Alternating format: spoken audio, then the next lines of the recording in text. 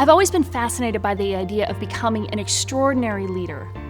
Leadership has always been a passion of mine ever since I can remember, and I was probably in my early 20s when I realized just how significant great leadership is. See, leadership is influence, and when you have influence in other people's lives, you have the power to impact their lives in significant ways.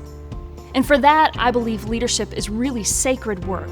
Like, it's the power to influence or impact someone else in a powerful way. In my quest to understand what does it mean to become an extraordinary leader, I've studied leaders throughout history, I've studied leaders from the Bible, but I never could quite find that person or that hero of leadership that I felt like I could frame and model my life and leadership after. And then I was reading in the Gospel of Mark, where a very familiar passage where Jesus is being challenged with questions about taxes and resurrection, and then they say, what is the greatest commandment? And he responds with what we know as the Great Commandment, or the Shema.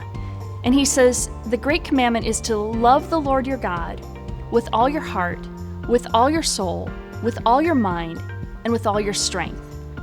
And so as I began to study that passage and understand a little bit more of what it means in Jewish culture, this is where I began to see the idea of extraordinary leadership come to life. Because it's in this framework of heart, soul, mind, and strength. If that's all of who we are, what does it look like to bring that to the leadership table? What does it look like to lead with all of our heart, to lead with great relational intentionality? What does it look like to lead with soul, to care deeply spiritually about the people we're leading? What does it look like to lead with my mind and bring the strategic, planning, managerial component of the wisdom that God has granted me? What does it look like to lead with strength, which I liken to the visionary part of leadership, because the vision is what provides strength to a team. And so I want to encourage you that you too can become an extraordinary leader. It takes enormous work, it takes sacrifice, it takes a willingness to learn, it takes a willingness to grow.